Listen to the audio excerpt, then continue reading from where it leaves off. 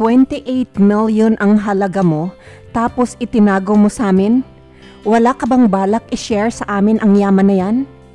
Kung sinabi ko ba sa inyo ang yaman na yun, ipapakita niyo ba sa akin ang inyong tunay na ugali o magkukunwari kayong mahal ninyo ako dahil sa perang makukuha ninyo?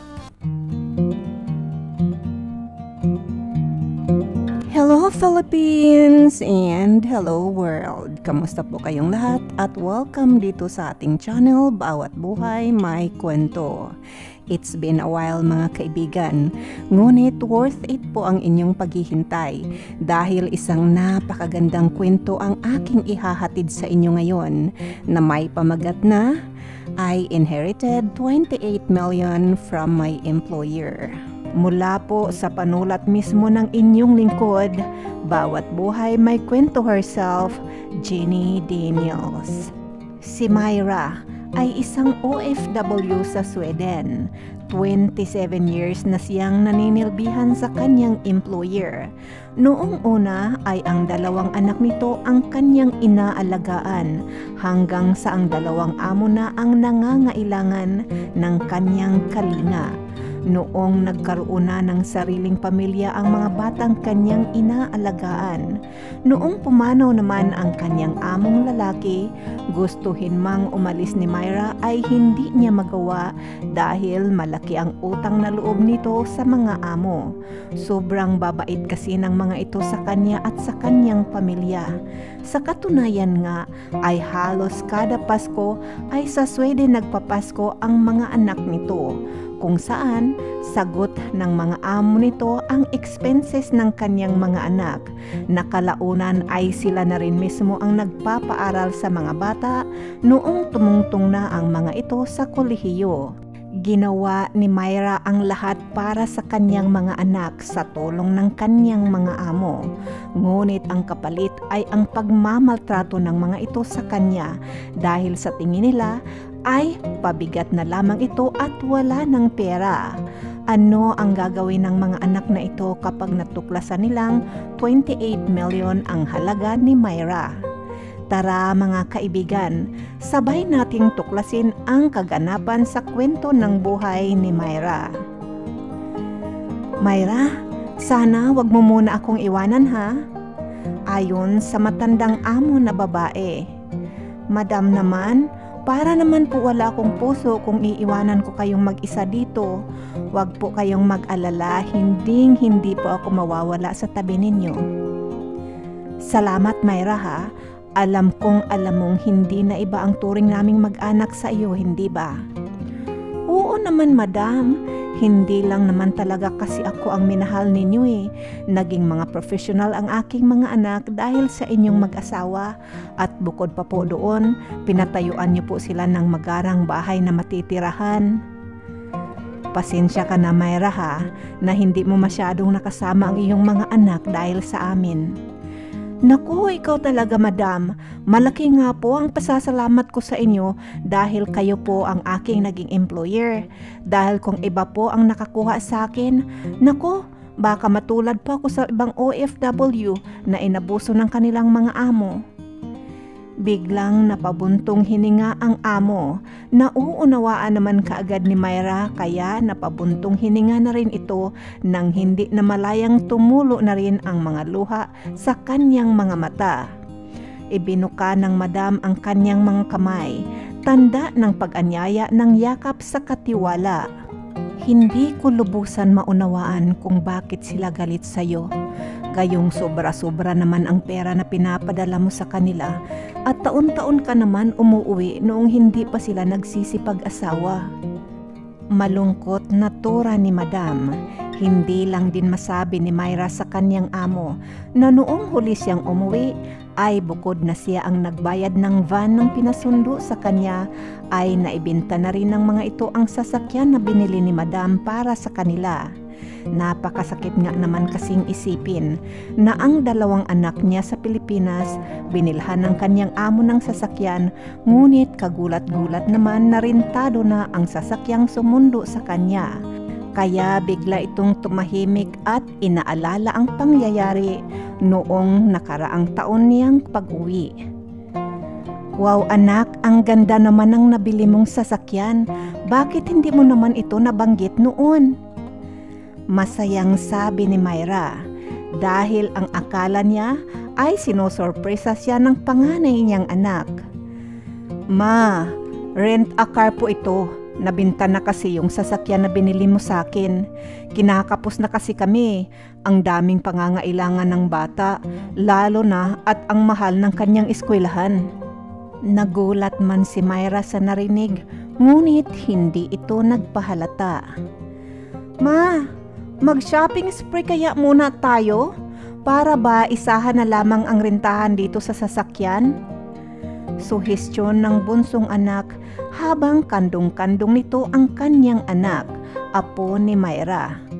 Huwag na kaya muna, dumiretso na muna tayo sa bahay para naman makapagpahinga itong si mama. Sabat ng hipag. Pwede ba? Huwag kang ang sumabat, manugang ka lang. Ma, huwag kang ang makinig dito. Pumapapi lang to dahil alam niyang marami kang dalang pera. Nagbabait-baitan para mas malaki ang ibibigay mo sa kanya. Galit na sabi ng bunsong anak. Sandali nga lang kayo, Rico. Kung naibinta mo nga yung sasakyan mo, bakit pa kayo nagrenta ng van? Di sana, ginamit niyo na muna ang sasakyan ni Mylene. Sayang lang naman kasi ang pera na ipangparinta natin dito sa napakagandang sasakyan na ito. Biglang natahimik ang nagtatapang-tapangan na si Mylene. Ay naku ma, mas nauna pa nga niyang naibinta ang sasakyan niya eh. Pabaon na sa utang dahil sa sugal. Tugon ni Rico. Pakiramdam ni Myra ay sasabog ang kanyang ulo sa kanyang mga narinig, kaya minabuti na lamang nito ang manahimik. Ipinikit ang kanyang mga mata, nagkunwaring natutulog ngunit lumilipad ang kanyang isipan. Saan ba ako nagkamali sa pagpapalaki ko sa mga anak kong to? Pinag-aaral ng mga amo ko sa mamahaling eskwelahan. Wala rin naman akong palya sa pagpapadala sa kanila ng pera. At taon-taon naman ako pinapauwi ng aking mga amo para makasama sila. Halos araw-araw din naman kami nag-uusap. Bakit hindi man lamang nila nabanggit sa akin ang pagbinta sa kanilang mga sasakyan? Nakakahiya kapag nalaman ito ng aking amo. Mga degree holder nga kung maturingan. Pero bakit ayaw magsipagtrabaho? Sigaw ng isipan ni Myra. Tuluyan na nga itong nakatulog sa pagkikipagsagutan sa kanyang isipan. Naalimpungatan na lamang ito noong kalabitin siya ni Rico. Ma, andito na po tayo sa bahay at 5K po ang babayaran natin sa van. 5K? Ako ba talaga ang magbabayad? Gulat na tanong ni Myra sa kanyang anak. Napakamot na lamang si Rico ng kanyang ulo noong masulyapan na napatingin ang driver sa kanilang mag-ina. Wala po kasi kaming pera, mama. Walang nagawa si Myra kundi ang dumukot ng peras mula sa kanyang bag noong makapasok na sila sa bahay. Anak, sana naman hindi niyo na lamang ako sinundo. Aba, 5K na yun. Pang-shopping na natin yun ah. At kung alam ko nga lang na wala na kayong mga sasakyan, di sana nag-jeep na lang ako or nag-taxi pa uwi dito. Man naman, ikaw ang nagsabi na susunduin ka namin eh. At gusto ka rin makita ng mga apo mo. Kaya, malaking van na yung aking nirintahan para makasama silang lahat. Iritang tugon ni Rico, kaya tumahimik na lamang si Myra. Ma, gusto mo bang mamalingkin ako? Tanong ni Mylene. Hindi man ito diretsahang humingi ng perang pamalingki ay kusa na lamang nag-abot ang ina. Damihan mo na, tapos tawagin mo na lahat ng kamag-anakan para dito na lahat maghapunan. Gusto sanang idagdag ni Myra para isang gastusan na lamang dahil hindi naman milyones ang dala niyang pera para bigyan or pakainin ang lahat ng grupo-grupo ang paghahanda. 2 buwan sana ang bakasyon ni Myra, ngunit wala pang 1 buwan ay wala na siyang maibigay sa kanyang mga anak at iba na rin ang pakikitungo ng mga ito sa kanya. Tanging ang manugang na babae lamang ang kasundo ni Myra at ito lang din ang nakakaunawa sa kanya. Babalik na lang ako kaagad sa mga amo ko. Buntong hininga na sabi nito sa kanyang manugang. Sorry po mama ha, alam ko po kung ano ang pakiramdam mo. Gusto ko man po sabihin sa iyo na pagpasensyahan nyo na lamang sila pero hindi po talaga dapat na ganito kanila tratuhin dahil wala ka ng pera. Ito sana ang pagkakataon nilang maipakita sa iyo ang kanilang pagmamahal at pasasalamat sa lahat ng sakripisyo mo po para sa amin. Sana alagaan ka man lang nila para makapagpahinga ka. Dahil sa ibang bansa, nag-iisa ka lamang doon. Hindi na namin alam kung ano ang paghihirap mo doon araw-araw. Dahil sa sinabing iyon ng manugang, hindi naiwasang pareho silang napaluha. Salamat sa pagmamalasakit at pag-aalala na ipinakita mo sa akin, anak. Pagkasabi noon, ay tumayo na si Myra. Niyakap ang manugang at pumasok na ito sa kanyang kwarto. Tinawagan niya kaagad ang kanyang amo. Sinabi nito na nais niya nang bumalik. Kahit hindi sabihin ni Myra ang buong detalye ng biglaan nitong pagnanais na bumalik, ay naramdaman ng kanyang amo ang bigat na dinadala ng kalooban nito. Kaya pina-update kaagad ng amo ang kanyang tiket. Pagdating ni Myra ay nakaabang na ang kanyang mga amo sa airport. At mainit na yakap ang kanilang sinalubong dito. Tila na ipangako ni Myra sa kanyang sarili na hindi na muna siya babalik pa ng Pilipinas. Myra, tawag pansin ng madam. Noong mapansin ang biglang pagtahimik ni Myra, alam nitong iniisip na naman ang pagtrato sa kanya ng pamilya. Isang araw. Naku, wag kang mag-alala. Hindi masasayang ang pagmamahal mo sa buong pamilya. Hindi ka pababayaan ng aking mga anak at mga apo. Alam nilang hindi mo ako iniwanan simula noong mamatay ang aking asawa. Naisakripisyo mo na nga pati ang pagdalaw mo sa iyong pamilya. Madam, alam mo namang ako mismo ang ayaw na munang magpakita sa kanila. Yung huli ko ngang uwi, iyon ang pinakamalaking aral sa akin. Totoo pala po talaga ang kasabihan, kapag nasanay mo sila ng bigyan ng pera, wala ka ng halaga kapag wala ka ng maibigay sa kanila. Alam niyo po, kung meron man pong OFW na mahal sila ng kanilang pamilya at pinapahalaghan ang perang binigay sa kanila, nako, naiinggit po ako. Parehong napaiyak ang dalawang ginang. Huwag kang mag-alala, Myra. Sigurado pagsisisihan nila ang pagtrato nila sa iyo ng hindi maganda. Pero ipangako mo sa akin na hindi ka magpapahalata sa kanila na marami kang pera. Saan naman po ako, madam, ng maraming pera? Sana nga po manalo ako sa loto para lumigaya ang aking mga anak. Myra, seryoso ako. Pwede mo bang ipangako sa akin? Magsasalita pa sana si Myra pero ayaw niyang saktan ang damdamin ng kanyang madam. Ayaw niyang maramdaman ito na pinagdududahan niya ang pag-iisip nito, kaya ngumiti lamang si Myra ng matamis at nagsalita. Pangako po, madam, hinding-hindi ko po sasabihin sa kanila, kaya hinding-hindi po nila malalaman na marami akong pera. Tama, sa susunod na buwan ay pwede kang umuwi. Huwag kang magdala ng maraming pera. Tingnan mo muna kung paano kanila tratuhin. Kailangan patunayan muna nila sa iyo na kaya kanilang mahalin at alagaan kahit wala kang pera. Opo, madam, pangako ko po sa iyo yan. Nakangiting pangako ni Myra. Naging masaya ang kanilang maghapon. Tawanan at kainan lang ang kanilang ginawa sa hardin. Inaantok na ako, Myra. pwede mo bang akong ipasok muna sa kwarto natin? Matutulog ako ng maaga. Napagod yata ako sa kwentuhan at kakatawa natin. Salamat ng maraming taon na kwentuhan at tawanan, Myra ha. Napakabuti mong tao. Salamat din po, madam, sa kabutihan niyo po sa akin at sa aking buong pamilya.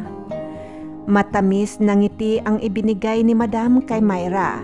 Nakagawian na rin ni Myra na pagkatapos mapatulog ang madam ay saka lamang ito kikilos para gawin ang gawaing bahay. Maghating gabi na nang siya ay pumasok sa kwarto ng amo.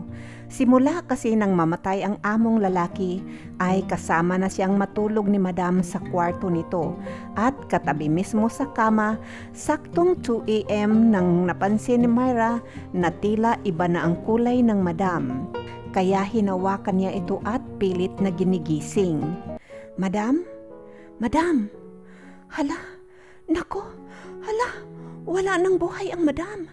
Sandali lang. Saan ko ba nailagay yung aking cellphone? Hindi magkamayaw si Myra sa paghahanap sa kanyang telepono.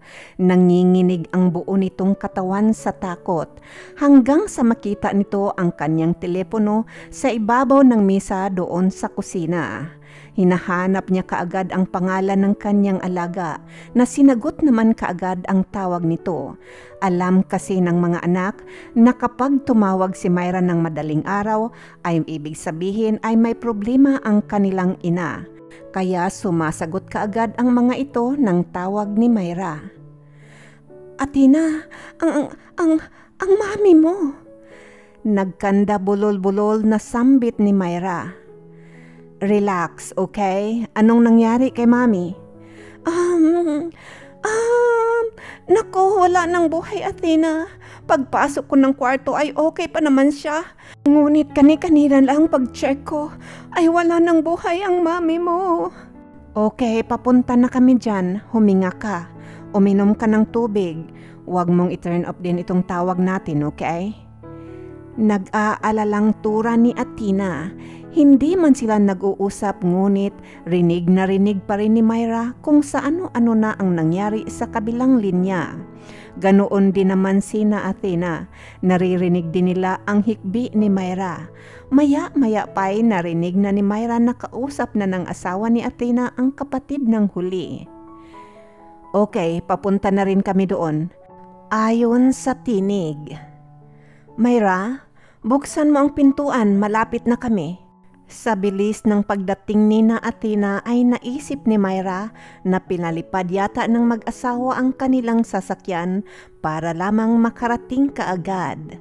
Pagkapasok nila sa mansyon ay mahigpit na niyakap kaagad ng mag-asawa ang umiiyak na si Myra. Sorry, hindi ko alam na mangyayari ito. Masaya pa naman kaming nag-uusap kanina sa hardin. Halos nga maghapon kami doon. Ayaw niya kasing pumasok. Kahit nga anong yaya ko para lamang mapagpahinga siya. Bago siya natulog, niyakap niya ako ng mahigpit. Kung alam ko nga lang sana na mangyayari ito, hindi ko na sana siya iniwan. Sana hindi na muna ako naglinis ng bahay. Myra, ano ba? Huwag mong sisihin ang sarili mo. Alam niya kung hanggang saan na lamang ang kanyang buhay. Pasalamat na lamang tayo na hindi niya na mararamdaman ang sakit na alam kong masaya na rin siya ngayon na kasama ang daddy kung saan man sila ngayon naroroon. Napatanga at napatitig si Myra sa sinabing iyon ng dating alaga. Oo, alam ni Mami na sooner or later ay aalis na talaga siya. Maswerte ka nga, nasulit mo ang mga oras na kasama siya. Ikaw lang talaga ang nais niyang makasama sa kanyang huling mga sandali. Kasi ayaw niya kaming papuntahin dito. Sabi niya sa amin na ayaw niya raw na malungkot kami kaya hindi kami nagpupunta dito nitong mga nakaraang araw.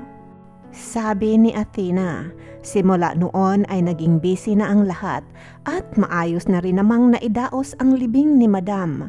Malungkot man, ngunit kailangan nilang tanggapin ang mga pangyayari lalo nang alam naman ni Madam na siya ay aalis na. Myra, kailangan mong dumalo sa reading ng will ni Mami. Sabi ni Athena. Napakunot ng noo si Myra ngunit niyakap siya ng dating alaga. Please, para kay Mami. Dagdag ni Athena. Kaya napatango na lamang si Myra. Noong araw na iyon ay laking gulat ni Myra noong banggitin ng abogado na iniwanan siya ni Madam ng nagkakahalaga ng 4.5 million krona.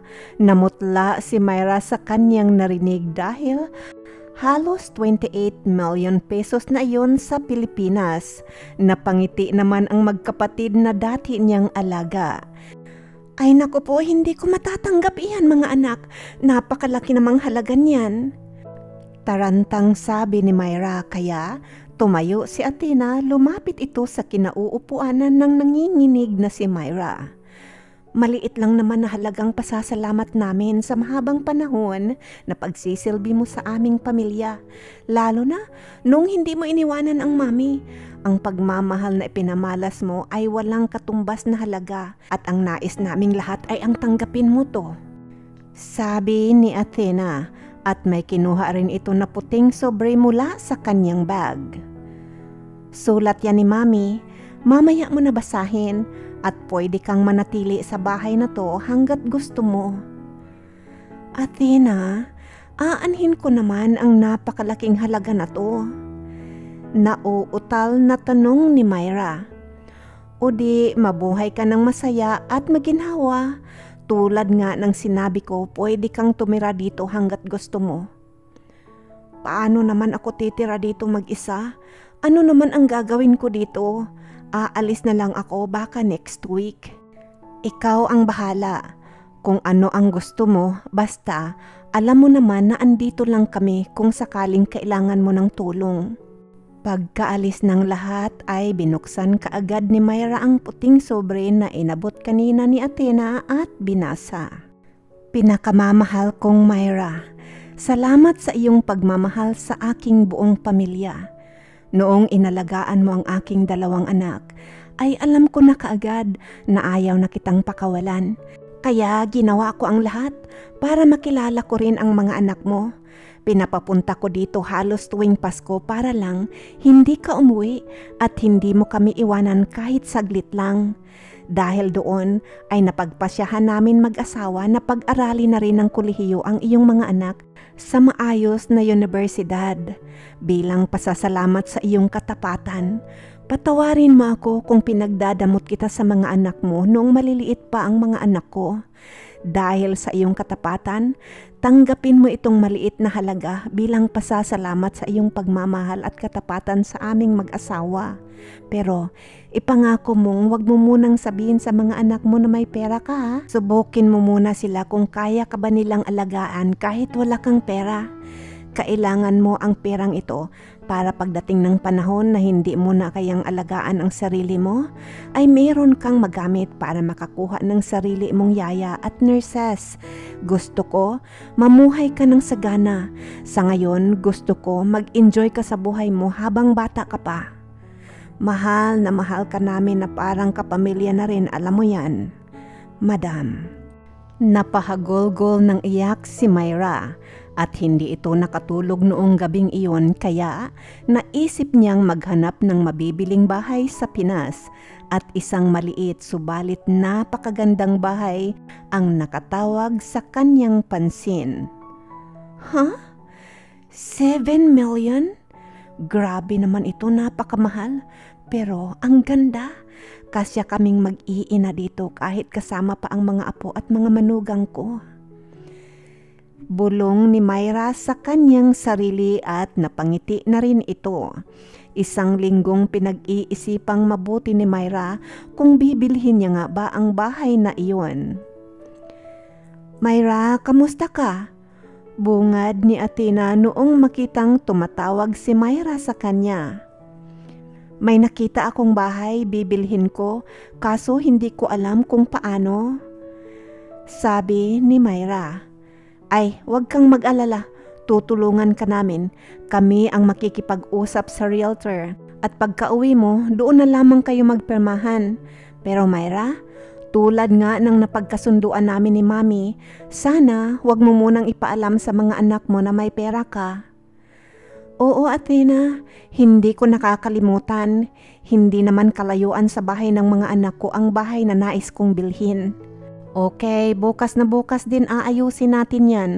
Kunin mo na lamang ang contact number ng realtor ng bahay na iyon. Salamat, Athena, ha? Myra, ikaw ang pangalawang mami namin, kaya gagawin namin ang lahat ng aming makakaya para lang mapaayos ang buhay mo. Kinabukasan ay nagkasundo sina Myra, Athena at ang realtor. Ay oo, hindi ka mahihirapan dahil Pinoy ka naman at napakaganda nga dahil cash mo namang babayaran. Ihanda mo na lamang lahat ng requirements at sasabihan mo na lamang ako kung kailan ang ating closing. Masayang sabi ng realtor pagkatapos ibigay ang mga kakailanganing ihahanda ni Myra. Sa unang pagkakataon simula nung namaalam ang madam ay nakitaan muli ng ngiti ang mukha ni Myra. Kailan mo babalak umuwi nang makuhaan na kita ng ticket? Tanong ni Athena. Next week na? Agad naman binuksan ni Athena ang kanyang laptop upang mag-book ng ticket kay Myra. Dinukot ni Myra ang kanyang card para pangbayad ng ticket, ngunit pinigilan ito ng asawa ni Athena. Kami na ang bahala. Yang pamana mo ay para sa bahay at kabuhayan mo yan. Nakangiting sabi nito, muling napaluha si Myra. Paano ko ba kayo mapapasalamatan sa kabutihang ipinapakita ninyo sa akin? Myra, umani ka lang dahil sa kabutihan mo sa amin. Pinalaki mo kaming magkapatid ng maayos. Hindi mo rin iniwanan ang aming mga magulang noong nagsipag-asawa na kami. Tapos, ikaw pa ang karamay ni Mami noong nawala ang daddy namin. Kaya, hindi mo kailangan magpasalamat sa amin dahil anuman ang naibigay namin sa iyo ngayon, ay pasasalamat namin sa iyo yan. Napabuntong hininga si Athena at naramdaman na nito ang mga luhang nagnanais ng kumawala sa kanyang mga mata sa kamuling nagsalita. Basta tandaan mo, andito lang kami kung kailangan mo ng tulong. Huwag kang mahiyang tumawag sa amin, okay? At sa palagay ko, huwag mo munang dalhin lahat ng kagamitan mo. Pag nabili mo na yung bahay, sabihin mo lang sa amin at kami na mismo ang magpakargo ng lahat ng mga ito.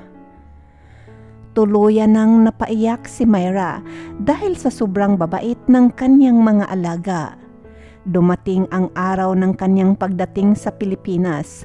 Ang realtor ang sumundo sa kanya base sa instruction ni Athena. Pinatuloy muna ito sa isang 5-star hotel upang makapagpahinga. Myra, ayon kay Athena, bukas na lamang tayo ng 2 p.m. magpermahan dahil 8 a.m. yata yun sa kanila. Gusto niya nakasama sila sa ating permahan. Napakaswerte mo. Ang babait nila. Ayaw nilang pumirma ka nang ikaw lang at walang witness. Paghanga na sambit ni Erica, pangalan ng realtor. Oo nga, parang nanay na ang turing ng mga yun sa akin. Pagkatapos maiayos ang kalagayan ni Myra ay nagpaalam na kaagad si Erica. Ngunit itong si Myra ay hindi mapakali dahil gustong-gusto niya nang makita ang kanyang mga anak at mga apo. Kaya nag-decide itong tawagan ang mga anak. Una niyang tinawagan ay ang kanyang panganay. Ngunit hindi ito sumagot. Naisip ni Myra na baka busy kaya ang bunso na lamang ang tinawagan. O ma, napatawag ka, magpapadala ka na ba? Bungad ni Mylene. Anak, uuwi sana ako sa susunod na mga araw. Ha? Uuwi ka na naman? Mabuti at pinayagan ka ng amo mo. Wala na siya anak, iniwanan na tayo ni madam. Malungkot na balita ni Myra. Oh, paano na yan ma? Wala ka ng trabaho? Anong gagawin mo naman dito? Maghahanap din naman ako anak. Pakisabi na lamang sa kuya mo na uuwi na ako. Hindi kasi siya nakasagot sa aking tawag, busy yata. O sige ma, sabihan ko na lang, babay na ha. Titingnan ko pa ang sinasaing, baka matutong pa yun eh. Yun na nga lamang ang huli kong masasaing na bigas. Hindi pa man nakasagot si Myra ay narinig na nito ang pag-click ng kabilang linya. Ibig sabihin na turn off na ang kanilang tawagan. Anak, sandali lang. Parang biglang bumagsak ang mundo ni Myra. Napaluha ito sa inasal ng kanyang bunsong anak. Maganda man ang kwarto at napakalambot ng kama sa hotel na iyon, ay hindi nakatulog si Myra. Ni hindi niya nga matikman ang masasarap na pagkain na nasa kanyang harapan mula sa room service. Hindi na kasi siya nagtaka dahil natanggap naman niya ang mensahe ni Athena na all expenses paid doon sa hotel na iyon. Kinabukasan, maagang sinundo si Myra ng kanyang realtor at ipinasyal sa Manila Ocean Park. Mga ilang oras din naglakad-lakad ang dalawa hanggang sa noong magutom sila.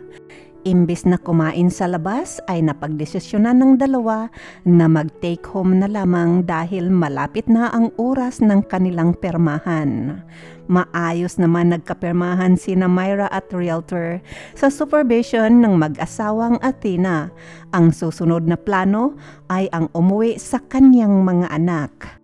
Myra, ipapadala na namin lahat itong iyong kagamitan sa mismong address ng bagong bahay mo, okay? Sa tuwa, hindi malaman ni Myra kung ano ang kanyang nararamdaman. Mukhang iiyak na naman ito kaya muling nagsalita si Athena. Ikaw ha? Masyado ka ng emosyonal ngayon. Bakit? Namimiss mo na ba kami? Biro nito. Oo naman, namimiss ko kayo. Pero salamat talaga eh. Hindi ko lang talaga alam kung paano ko kayo pasasalamatan. Ang pasasalamat ay hindi pa talaga sapat para pasalamat. Natawa si Athena at ang realtor dahil sa hindi na malaman ni Myra kung ano ang kanyang sasabihin. Kinabukasan, Ma! Gulat na sambit ni Rico noong makita ang inang bumababa ng taxi. Bakit hindi mo man lang pinasabing ngayon ang dating mo? Anak, tumatawag ako sa iyo noong isang araw. Sasabihin ko sana sa iyo na magpapasundo ako. Hindi mo naman sinagot kaya naisip ko baka busy ka. Kailan ang balik mo sa Sweden? Aba, hindi mo man lang ba ako muna papapasukin? Bakit tatanungin mo kaagad ako kung kailan ako babalik doon? Nakakagulat lang naman kasi ma, kauuwi mo lang tapos ngayon andito ka na naman. Wala na kasi si Madam anak, kaya nakapagdesisyon akong umuwi na lamang para makasama ko na rin kayo. Matanda na ako, gusto ko sanang magpahinga muna. Tamang-tama naman ang dating mo ma, hindi ko pa nababayaran ang aming kuryente tubig at baka pwedeng pahiram muna. Dahil sa sinabing iyon ni Rico ay napabuntong hininga ang ina. Pwede ba papasukin mo muna ako? Sabi ni Myra, kaya napilitan si Rico na buhatin ang mga bagahe ng kanyang ina. Pagkaupo ni Myra ay tinabihan kaagad ito ng kanyang apo, anak ni Rico. Samantalang itong si Rico ay nakatanghod kaagad ang mga palad ni hindi man lamang kinamusta ang biyahe ng ina o kung kumain na ba ito. Napalunok ng laway si Myra sabay dukot ng pera sa kanyang wallet. Dumating naman kaagad ang bunsong anak ni Myra at humingi kaagad ito katulad ni Rico, hindi man lamang nangamusta. Ma, baka pwede naman pahingi ng 10K, pangbili ko lamang po ng gamit sa school ng apo mo. Anak, hindi naman ganun kalaki ang dala kong pera. Wala pa naman akong trabaho. Paano na ang pambili ko ng aking mga pangangailangan? Kahit kailan mayroon po talaga kayong paborito. Si kuya, binigyan mo kaagad ng pangbayad ng tubig at ilaw. Ako, hindi mo mabigyan? Dito ako makikituloy sa kuya mo. Dapat talaga mag-share ako habang mayroon pa akong maiambag. Oh, paano? Kung wala ka ng pera, saan ka titira? Paano kung paaalisin ka ni kuya dito? Biglang napalunok ng laway si Myra sa tinuran na iyon ni Mylene at hindi ito nakasagot. O kita mo, titingnan lang natin kung hindi lalabas ang tunay na ugali ni Kuya kung wala ka nang maiabot sa kanya. Mylene, ano ba? Nanay mo yang pinagsasalitaan mo ng ganyan? Dito lang si Mama sa amin. Kung ano ang kakainin namin ay siya rin ang kanyang makakain. Alam mo ikaw, lagi ka na lamang pumapapili. Asawa ka lang ng Kuya. Para hindi ko naman alam na isang sampal lang ni Kuya ay hindi ka na makakaimik. Nang laki ang mga mata ni Myra sa kanyang narinig. Ma, sinasaktan ka ng anak ko? Gulat nitong tanong. Hindi po, Ma. Napayokong tugon ni Emma. Ibang klase ka rin talaga pati sa nanay ng asawa mo ay magsisinungaling ka? Oo, lagi yan sinasaktan ni Kuya. Akala niya siguro ngayon na andito ka na, hindi na siya sasaktan ng magaling mong anak. Makaalis na nga dito, wala naman pala akong mapapala. Umuwi ka pa, wala ka naman palang dalang sako-sakong pera. Mylene, saway ni Emma, ngunit inarapan lamang siya ni Mylene. Napakabait na manugang itong si Emma. Lagi niyang inaalala si Myra kahit hindi nga ito masyadong pinapansin ni Rico. Isang araw, Ma, baka naman pwede ka nang mamasukan bilang katulong o yaya ng bata. Kasi naman, pwede ka pa naman magtrabaho. Masyado nang mabigat, wala na akong pangpakain sa inyong lahat. Ganon din naman, wala kang trabaho. Hindi ka ba napapagod makaupo maghapon dito sa bahay? Maanghang ang mga salita na binitawan ni Rico, kaya biglang nagsalita si Emma. Rico, ano ba? Mama mo yan. At isa pa, tinutulungan niya naman ako dito sa gawaing bahay at pag-aalaga ng anak natin. Biglang napakunot ng noo si Rico, sabay sampal sa kanyang asawa. At dahil sa lakas ng pagkakasampal ni Rico kay Emma, ay napatihaya ito sa sahig. Rico! Gulat na sambit ni Myra. Ang kapal din talaga ng mukha mo. Ginawa mo palang katulong itong nanay ko. Bakit? May pangsweldo ka ba sa kanya? Tatadyakan na sana ni Rico ang asawa ngunit mabilis na nakaharang si Myra. Ma, umalis ka dyan. Baka ikaw ang matamaan sa akin. Kinilabutan si Myra sa kanyang narinig. Rico, hindi kita pinalaki ng ganito ha? Bakit ma? Kailan mo ba ako pinalaki? Di ba ang pinalaki mo ay yung mga anak ng amo mong prinsipe at reyna? Sila nga yung napalaki mo ng maayos. Kami, pera. Yun lang ang kaya mong gawin. Pera ang nagpalaki sa amin at hindi ikaw. Anak, nang dahil sa perang iyon meron kayong magandang buhay. Nakapag-aral kayo sa magandang paaralan. Nakapamuhay kayo ng sagana. May bahay kayo, may sasakyan kayo. Kulang pa ba yun? Mangiyak-ngiyak na sabi ni Myra, sabay alalay kay Emma sa pagtayo. Umalis ka sa pamamahay ko kung wala ka namang maibibigay na rinta sa akin, pabigat ka pa sa akin. Hindi malaman ni Myra kung ano ang kanyang mararamdaman noong mga sandaling iyon. Rico, kilabutan ka nga. Bakit mo pinagsasalitaan si Mama ng ganito? Sinakripisyo niya lahat para sa inyong magkapatid. Dapat nga matuwa ka dahil nakauwi na siya at magkakasama na kayo. Sasabat ka pa ha? Sasampalin na sana muli ni Rico si Emma, ngunit nakakuha ng lakas si Myra para hampasin ang kanyang anak.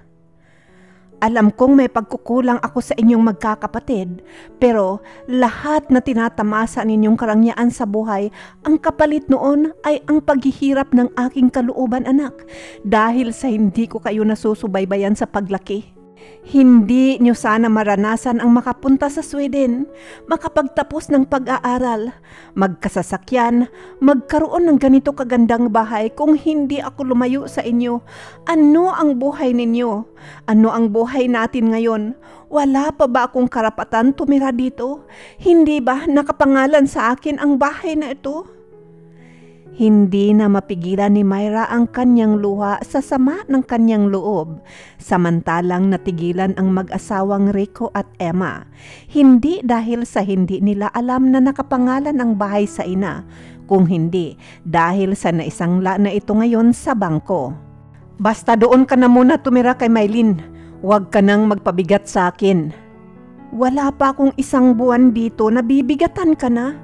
Naisip mo ba kung gaano kabigat para sa akin sa tuwing hindi ko kaagad kayo mabibigyan ng pangangailangan ninyo noon? Halos ginagawa ko ng araw ang gabi anak para lamang may maibigay ako sa inyong magkakapatid.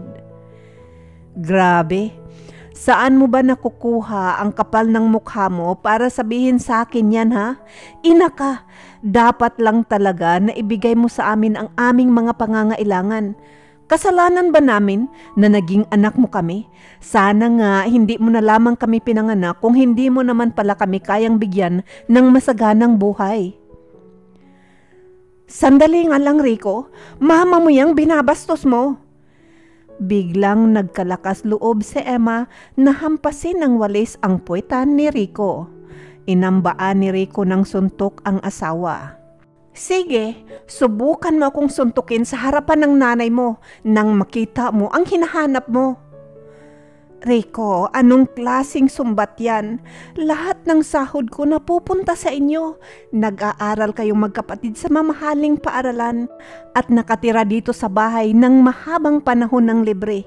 Binilahan kayong magkapatid ni Madam ng sasakyan para hindi kayo mahirapan.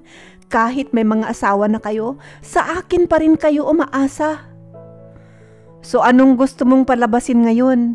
Paaalisin mo kami sa bahay na to. Ipapamukha mo talaga na bahay mo to? Naka-loan ang bahay na to ng 1 milyon. Kaya mo bang tubusin sa bangko? Napatakip ng bibig si Myra gamit ang kanyang 2 palad. O diba wala kang pangtubos kaya ikaw ang umalis sa bahay na to. Rico, pag umalis si mama dito, sasama kami ng anak ko. Emma, wag mo akong takutin. Kung sasama ka sa kanya, o di sumama ka. Tingnan natin kung saan kayo pupulutin, anong ipapakain niya sa inyo o sa inyo ng anak ko.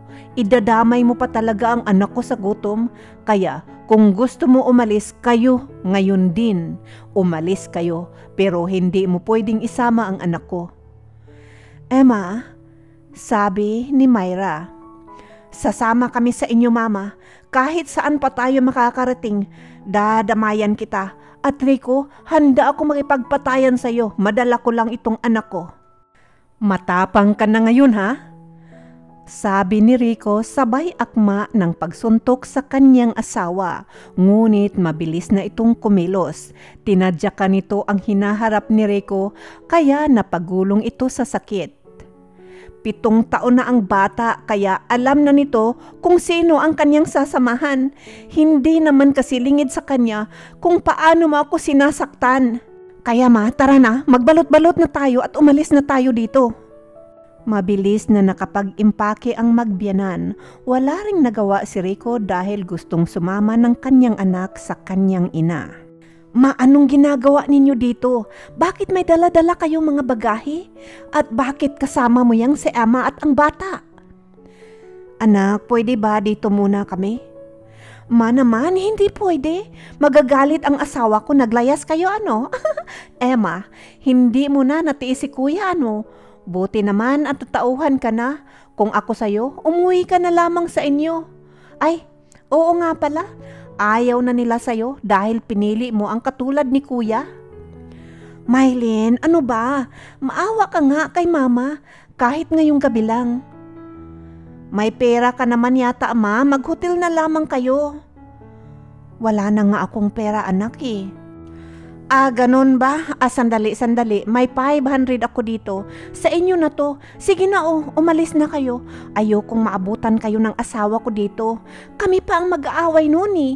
Alam pa naman noon na hindi mo ako binigyan ng pera noong dumating ka. Grabe naman talaga kayong magkapatid. Wala kayong mga puso. Bakit ganito ninyo tratuhin ang inyong mama? Wala kayong mga utang na loob. Emma! Ikaw ba yan? Sound familiar Di ba natanggap mo yung salitang yan mula sa iyong mga magulang? Bakit ikaw, may utang na loob ka ba sa kanila? Di ba iniwan mo sila dahil kay kuya? Tapos ngayon, kay mama ka sasama na wala namang pera? Kung ako sa'yo, magmakaawa ka sa mga magulang mo. Sayang naman yung dami ng pera nila kung hindi mo naman mapapakinabangan. Tara ma, ako na ang bahala sa inyo. Iritang pag-anyaya ni Emma sa kanyang biyenan dahil sa mga pinagsasabi ni Mylene. Sabay hila sa kanyang biyenan. Habang nasa taxi ay may tinawagan si Emma. Please, kailangan ko lang talaga ng matutuluyan. 3 kami, anak ko at ang aking biyenan. Talaga? Salamat Kas ha. Alam ko na hindi mo naman talaga ako matitiis. Napaiyak na sabi ni Emma. Habang magulo ang takbo ng gabing iyon at umiiyak si Emma ay kalmado ang pag-iisip ni Myra. Hinawakan nito ang kamay ng kanyang manugang. Anak, hindi tayo makikituloy kahit kanino. Ako ang bahala sa inyo ng apo ko. Andoon tayo, tutuloy sa bahay ko.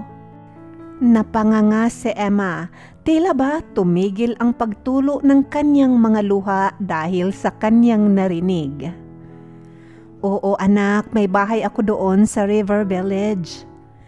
Napalunok ng laway si Emma. River Village po? Gated yun Mga milyonaryo lamang po ang nakakabili ng bahay doon, mama. Matamis lamang ng ngiti ang ibinigay ni Myra sa nagulantang niyang magulang.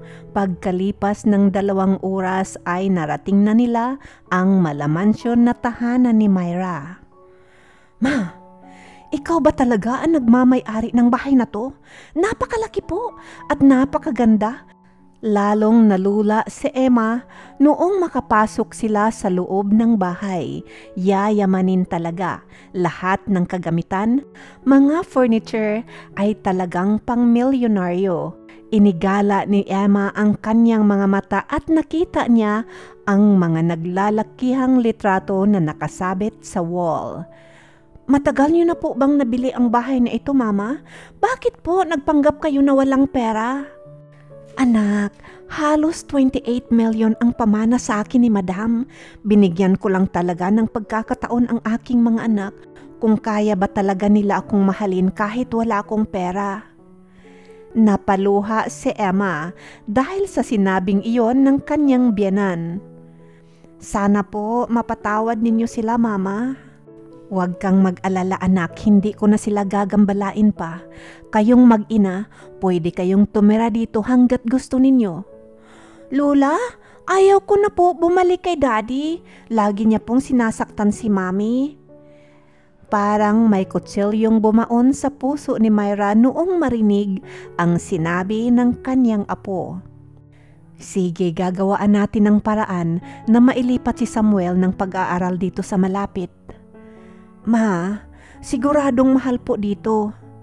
Matamis muli ng ngiti ang ibinigay ni Myra sa kanyang mabait na manugang. Hindi natin po problemahin ang pera. Marami ako niyan. Nakangiting sabi ni Myra. Napaluha naman si Emma dahil napakabuti ng kanyang biyenan. Hindi niya mawari kung paano ito nagawang saktan ng kanyang sariling mga anak. Isang araw, habang papalabas ang 3 mula sa mamahaling restaurant, ay biglang nagsalita itong si Samuel. Dad? Sambit nito, kaya parehong napalingon sina Myra at Emma. Oh, paano kayo nakapasok dito? Mamahalin ang resto na to At wow, ang gaganda naman ng inyong mga kasuotan. Oh my God! Anong ginagawa ninyo? Idadamay niyo pa ba ang anak ko? Napakunot ang mga noo ni na Emma at Myra sa sinabing iyon ni Rico, ngunit hindi nakapagsalita ang mga ito. Samuel, anak, halika na, sumama ka sa akin. Kain tayo, masasarap dito. Muling pagsalita ni Rico. Dad, ayoko. Dito lang ako kay Mami at Lola. Masasarap din naman ang kinakain namin doon. At kagagaling nga lang namin kumain dito eh. Kita mo nga, palabas na kami dahil magsa-shopping pa kami eh. Isa pa, maganda doon sa bahay ni Lola. Gusto kong tumira doon. Ang sasarap ng pagkain, ang laki-laki pa ng bahay. Anong sinasabi mong maganda at malaki ang bahay? Oo, Dad. Maganda yung bahay ni Lola, may katulong, at saka maganda yung kanyang sasakyan. Pagmamalaki ni Samuel. Ma, ano ba ang pinagsasabi ng batang ito? Saan ka ba kumuha ng pera? Naku ma ha, nagbibinta ka ba ng... Oh Rico, sayang lamang ang ginastos namin ni Madam para pag-aralin ka sa pisteryosong paaralan. Bakit hindi gumagana yung utak mo? Ipaliwanag mo kasi sa akin nang maintindihan ko. Napasigaw na sabi ni Rico, kaya napatingin sa kanila ang mga taong naroon. Hindi ito ang tamang lugar para pag-usapan natin ang aking yaman. Parang masisiraan si Rico sa sinabing yaman ng kanyang ina. Punta ka na lang sa address na ito, sabi ni Myra, sabay abot ng calling card kay Rico. Lalong natuliro ang isipan ng anak. River Village? Dito ka nakatira? Manghang tanong ni Rico. Punta ka na lang doon bukas sa mga 3:00 ng hapon. Buntong hininga na tugon ni Myra. Kinabukasan, 2:00 pa lamang ng hapon ay nasa gate na si Rico. Doorbell ito ng doorbell. Dahil walang nagbukas ng gate, ay hindi nito nakatiis. Tinawagan na ang ina, ngunit hindi rin ito nakakuha ng sagot. Ma, sambit ni Emma. Lumingo naman si Myra sabay ngiti sa manugang dahil ang katotohanan ay kanina pa ito nakatayo sa bintana at pinagmamasdan ang anak na nasa labas ng gate na tila ba nauubusan na ng pasensya. Maya-maya pa'y nagbigay na ito ng malalim na buntong hininga. Hayaan mo siya, Emma. 3 p.m. pa naman ang sinabi ko sa kanya. Hindi natin kasalanan kung maaga siyang dumating. Saktong 3:00 ng hapon ay dumating ang sasakyan na nagsundo kay Samuel. Otomatikong nagbukas ang gate. Nakita rin ni Rico ang anak na nasa loob ng sasakyan. Kaya dali-dali na rin itong pumasok kasunod ng sasakyan. Daddy, dumating ka? Maya-maya pa ay lumabas na rin ng pintuan mula sa loob ng bahay ang magbiyenan. Namula ang mukha ni Rico noong makita ang asawa at ang kanyang ina. Andito lang pala kayo. Kanina pa ako dyan sa labas nagdo-doorbell at tumatawag sa inyo, ma. Bakit hindi nyo naman ako pinagbubuksan at bakit hindi nyo naman sinagot ang aking mga tawag? Irita na sabi ni Rico na para bang siya ang boss kung umasta, kaya napailing si Myra. Rico, tama ba naman na umasta ka ng ganyan sa sarili kong pamamahay? Kasalanan ko ba kung hindi ka tumupad sa usapan? Di ba ang sabi ko 3:00 ng hapon? At isa pa, wag mo akong astahan ng ganyan. Baka nakalimutan mong hindi naman ako naging pabigat sa'yo ngayon. Pinamulahan ng mukha si Rico. Bubuka at sasara ang bibig nito, ngunit walang salita ang nais na lumabas. Okay, maupo ka, sabi ni Myra, sabay turo ng sopa na nasa harapan nito. Tahimik naman na naupo si Rico, ngunit bakas talaga sa mukha nito ang pagtataka kung paano nagkaroon ng ganito kagarang bahay ang ina at nasa millionaire's row pa talaga. I inherited 28 million pesos from my employer. Mahinahon na pananalita ni Myra. Bakit po hindi niyo man lamang sinabi sa amin? Bakit sabi niyo wala kayong pera? Hindi sana ako minaltrato. Pagputol ni Myra sa pagsasalita ni Rico. Okay, hindi ko talaga sinabi dahil gusto kong malaman kung mahalaga ba talaga ako sa aking mga anak kahit wala na akong perang maibibigay sa kanila. Mahinahon pa rin ang tinig na tura ni Myra. Alam mo ba to, Emma? Ito ba ang dahilan kung bakit kinampihan mo si Mama at sumama ka pa sa kanya? Pwede ba, Rico? Sa palagay mo ba sasama ako kay Mama dahil sa pera? Baka nakalimutan mong may pera rin naman ang aking mga magulang. Hindi ba mas pinili ko ang sumama sa'yo kahit itinakwil ako ng aking mga magulang dahil mahal na mahal kita? Grow up, Rico. Matapang na sabi ni Emma. Paano na po ito ngayon, Ma? Baka naman po pwede natin itong maayos ang ating relasyon. Patawarin niyo na po ako. Napabuntong hininga ng malalim si Myra. Napakabilis naman kasi magbago ng ihip ng hangin para sa kanyang anak. Kani-kanina lang kasi ay parang hari ito kung umasta, na para bang alipin ang kanyang ina kung sitahin ito. Ang pagpapatawad ay pinagtatrabahuan niya, anak. Ganoon din ang paghingi ng tawad. Dapat pinag-iisipan at kusang loob. Hindi dahil sa maganda ang nakikita mo at alam mong mapapakinabangan mo ay basta-basta ka na lamang hihingi ng tawad, na para bang hindi ka nakakasakit ng damdamin ng iyong kapwa. At dapat nga isipin mo na hindi lang kapwa mo ang sinaktan mo, kung hindi sarili mo pang ina. Ikaw naman kasi ang may kasalanan, May. Bakit ka kasi naglihim sa amin ni Mylene? Anong klase kang ina para subukin mo ang sarili mong mga anak? Sinadya mo ba ang lahat ng ito para hindi mo kami mabahagian ng iyong milyones? Napangiti ng bahagya si Myra dahil sa sinabing iyon ng kanyang anak. Kasabay nito ay ang mahinahong pagtaboy kay Rico. O sige na, pwede ka nang umalis. Balik ka na lamang kung totoo ka na talagang nagsisisi. Kapag bumalik ka dito para dayain ako, magsasayang ka lang ng oras mo dahil sarili mo mismo ang iyong dinadaya. Ma, sige na Rico, umalis ka na bago pa ako makalimot na anak kita. Umalis si Rico na nakalaylay ang balikat na para bang pasan-pasan nito ang daigdig. Noong gabing iyon, habang naghahapunan ang tatlo, ay biglang nag-ring ang cellphone ni Myra. Nakita nito na ang bunsong anak ang tumatawag. Hindi naman si Myra nag-atubili na sagutin ang tawag ni Mylene. Ma! Masayang bungad ni Mylene. Oh, napatawag ka? Mahinahong tanong ni Myra. Ma, bakit naman naglihim ka sa amin? Ang laki pala ng pera mo, bakit wala ka man lamang sinasabi?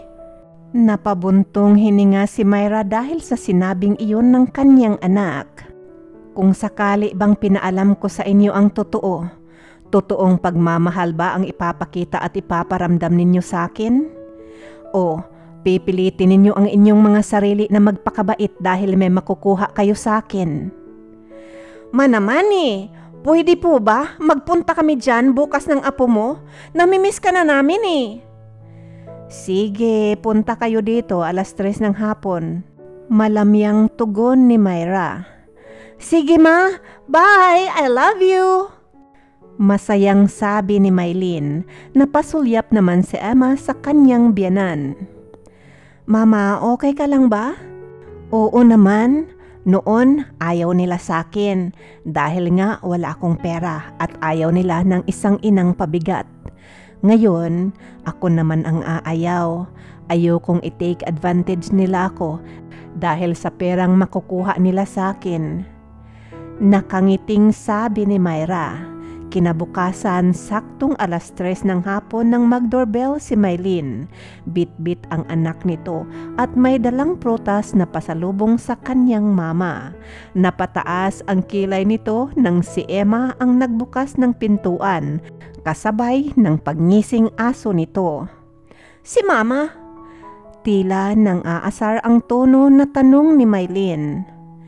Andito ako. Si Myra na ang sumagot bago pa man maibukas ni Emma ang kanyang bibig. Mama, I miss you. Patakbong sabi ni Mylene sabay hakap sa kanyang ina. Ito po, prutas, pasalubong po namin sa inyo. Halika anak, dali, bliss ka na kay Lola. Nakangiti naman si Myra na nakatingin sa anak, ngunit sa isip-isip nito, iba talaga ang nagagawa ng pera. Kapag may pera ka ay kakausapin ka ng may paggalang. Tatratuhin ka na parang ikaw ang makapangyarihan sa lahat. Ngunit kapag wala kang pera, ay huyo ka para sa kanila, kahit sa sarili mo pang mga anak. Mama naman, bakit hindi niyo po sinabi sa amin na ganito po pala kayo kayaman? Di ba mga anak mo kami, bakit mas pinaboran mo pa itong si Emma? Iritang wika ni Mylene. Emma, pakisabi kay Nanay Lusing na maghanda na para maaga tayong makapaghapunan. Utos ni Myra sa kanyang manugang imbis na sagutin ang katanungan ng kanyang anak. Ma, pwede ba dito muna kami ni Mika? Lagi na kasi kami nag-aaway ng asawa ko eh. Nakausli ang nguso na pakiusap ni Mylene. Naku anak, hindi ka pwede dito. Ayokong madamay sa gulo ninyong mag-asawa. Dahil sa sinabing iyon ni Myra, ay hindi na mapigilan ni Mylene ang galit at pumutok na ito. Ayaw mong madamay? Bakit si Emma dito nakatira? Okay lang sa'yo na madamay ka sa away nila ni Kuya? Ako ang anak mo, si Emma, manugang mo lang. Mylene, si Emma ang dumamay sa akin noong wala akong matutuluyan. Lumapit ako sa'yo, hindi ba? Pero anong sinabi mo at ginawa mo? Ma naman, patawarin mo na lang kasi kami ni Kuya. Mga anak mo naman kasi kami. Hindi ba walang magulang ang nakakatiis sa kanilang mga anak? Pabulyaw na ang tinig ni Mylene. Alam mo Mylene, yan din ang akala ko. Ang akala ko kapag minahal ng mga magulang ang kanilang mga anak, ay siya din ang gagawin ng mga anak sa kanilang mga magulang. Pero nagkamali ako dahil nanay lang ang turing ninyo sa akin kung may maiaabot ako sa inyo. Diba, ayaw mo nga akong patuluyin sa bahay mo, baka magalit ang asawa mo. So, ayaw ko din na dito ka tutuloy, baka magalit nga sa akin ang asawa mo. Mama, please. Tao lang naman kami ni Kuya. Pwede kaming magkamali. Ikaw nga, nagkamali ka rin naman eh. Inilihi mo sa amin ang milyones mo. Bakit mo ginawa ito sa amin? Sino ngayon ang nakikinabang ng milyones mo? Si Emma. Sigurado akong may alam si Emma sa pera mo, kaya dinamayan ka. Padabog na pang-aakusa ni Mylene sa ina at kay Emma. Dahan-dahan ka sa mga pinagsasabi mo, Mylene. Paano ko naman ngayon malalaman kung may pera ang mama o wala? At saka, kung pera lang naman ang habol ko, di ba, dapat bumalik na lamang ako sa aking mga magulang?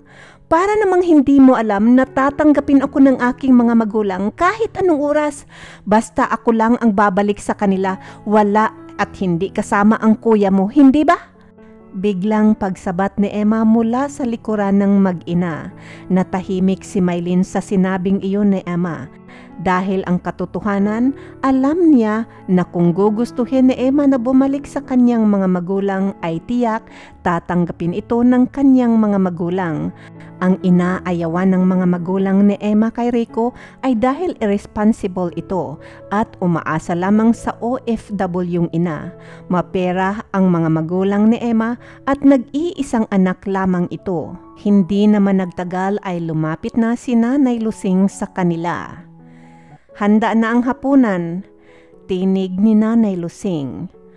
O siya, tara na kayo sa pagkainan.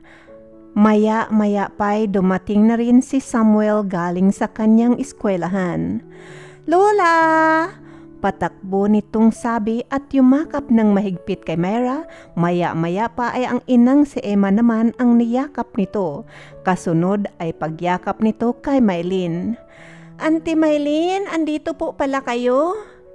Napakunot ang noo ni Mylene noong mapagtanto ang kasuotan ng bata. Sa private ka nag-aaral? Kunot noong tanong nito.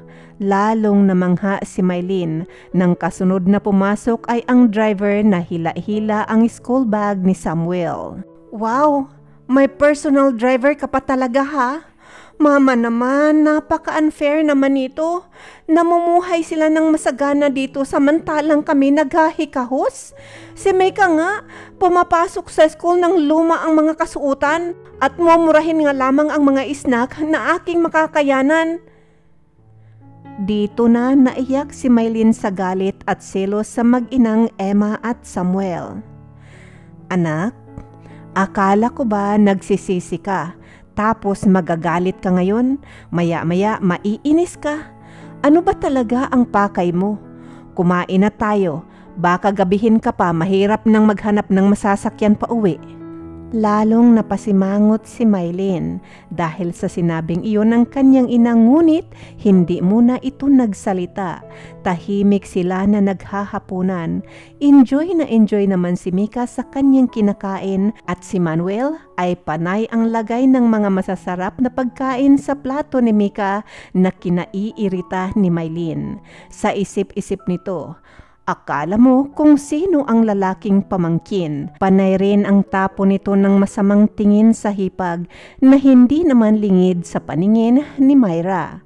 Ngunit hindi ito nagsalita dahil ayaw naman itong sirain ang kanilang masarap na kainan. Kung masarap nga ba talaga itong matatawag.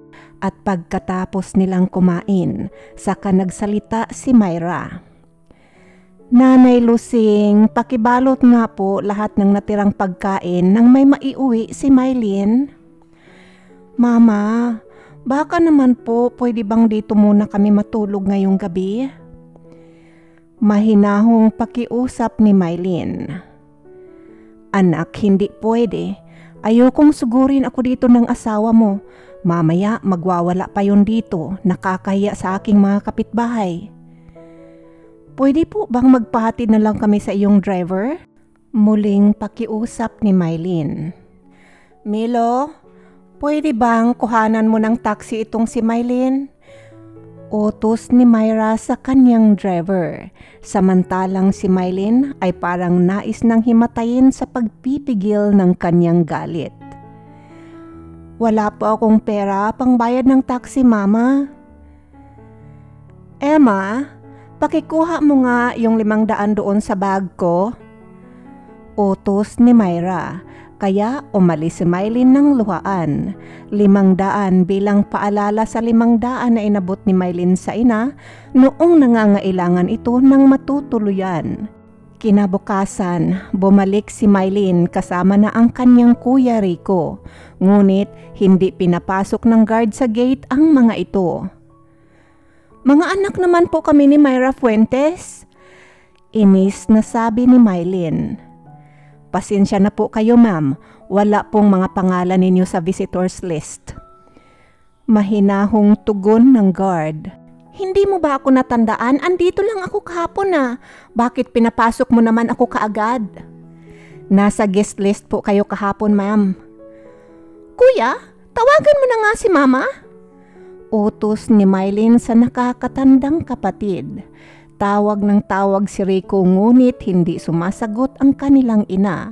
Nauubusan na nga rin ito ng pasensya. Guard, pwede bang pakitawagan mo na lang sa bahay nila? Baka kasi natutulog ang mama ko kaya hindi sumasagot.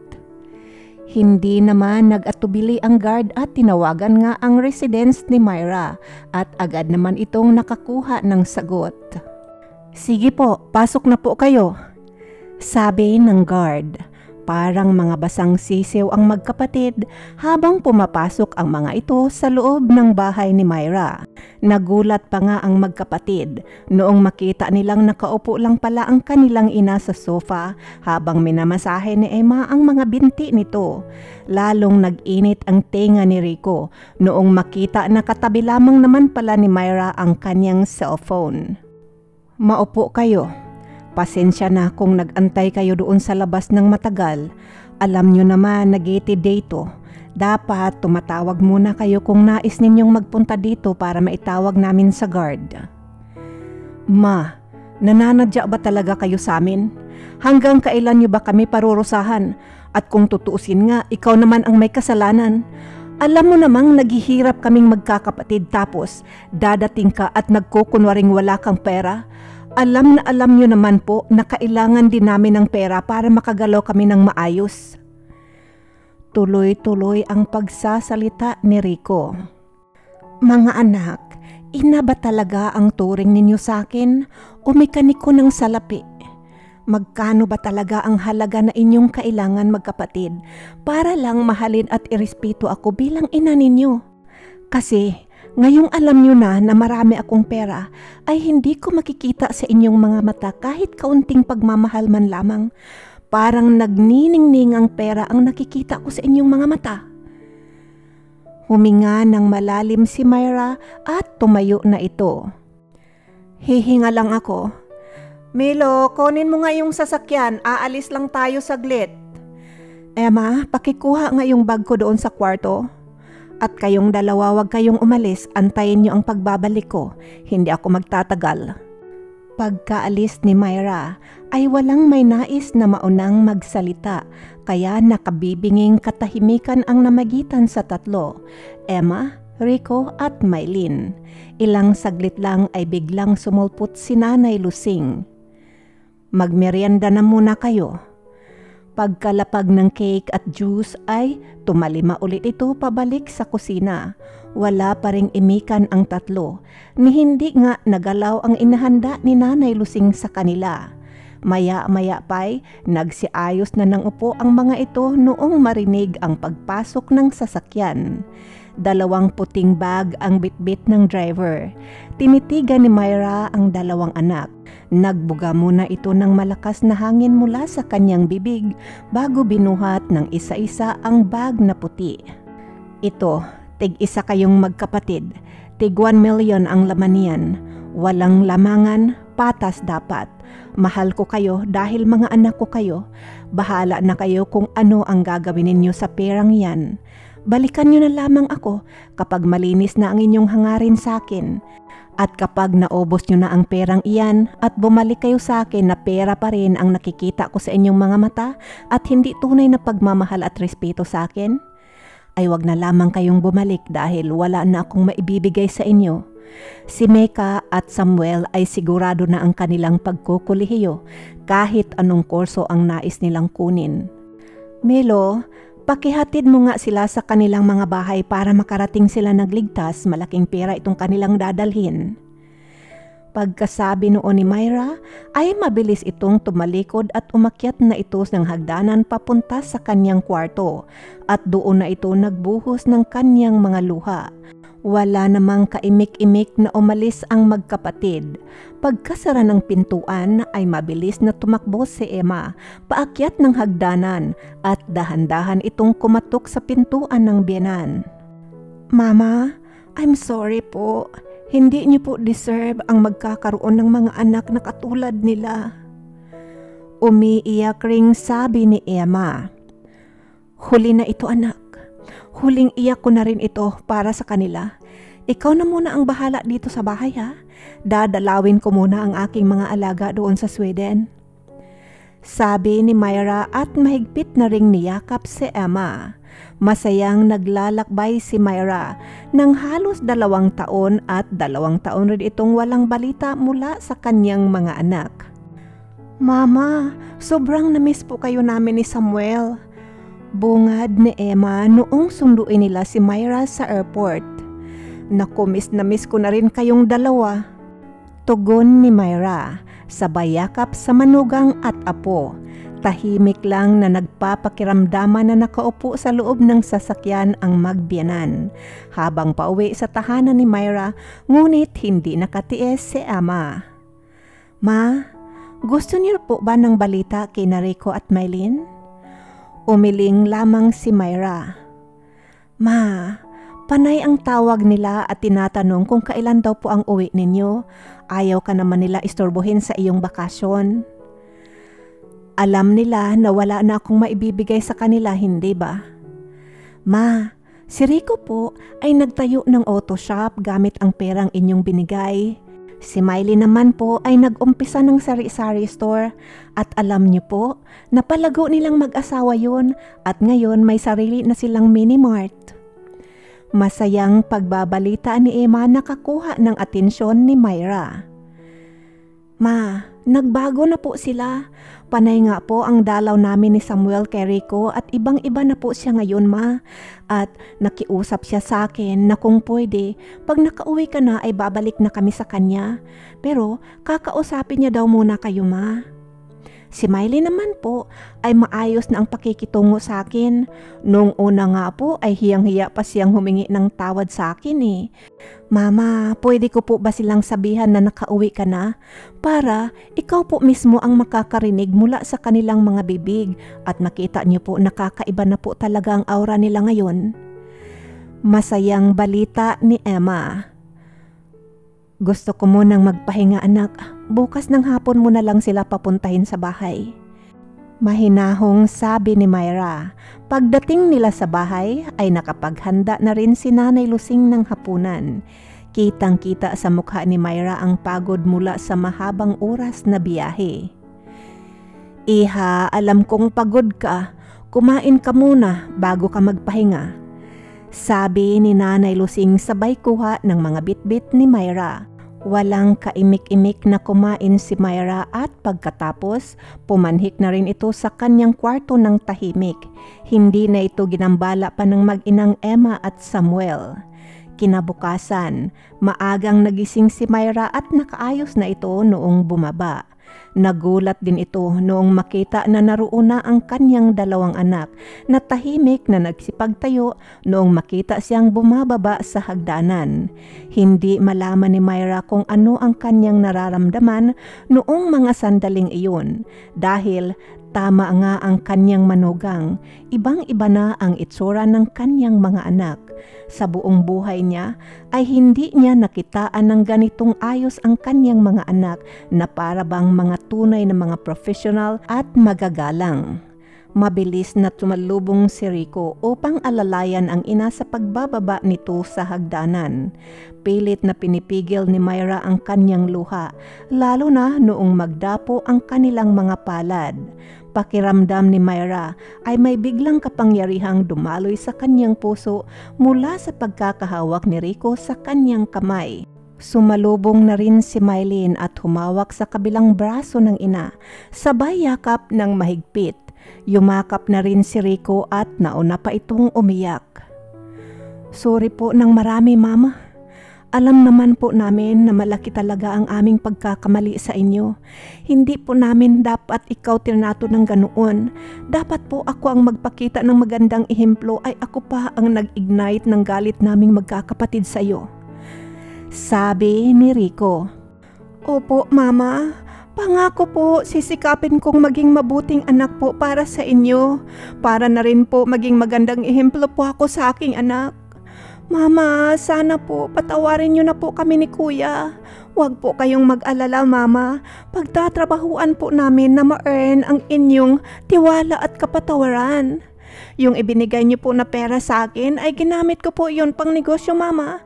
Dahil noong umalis kami ni Kuya sa bahay mo noong binigyan mo kami ng pera, ipinangako ko po sa aking sarili na isang araw maipagmamalaki mo rin po itong suwail mong bunso.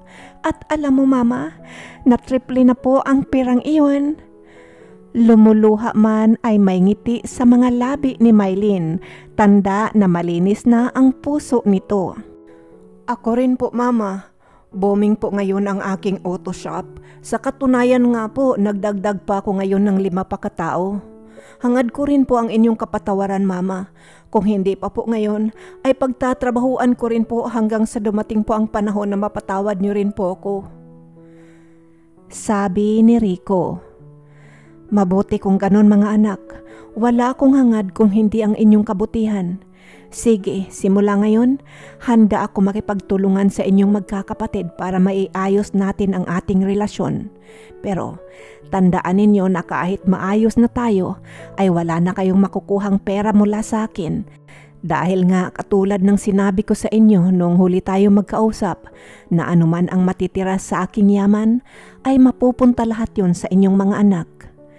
Sabi ni Myra, sabay halik sa mga pisngi ng kanyang mga anak. Nakiyakap na rin si Emma at Samuel. Group hug! Halika, Nanay Lusing! Group hug po tayo!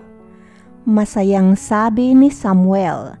Simula noon ay nagtitipon ang mag-anak sa bahay ni Myra tuwing linggo at mabilis nilang naiayos ang kanilang relasyon.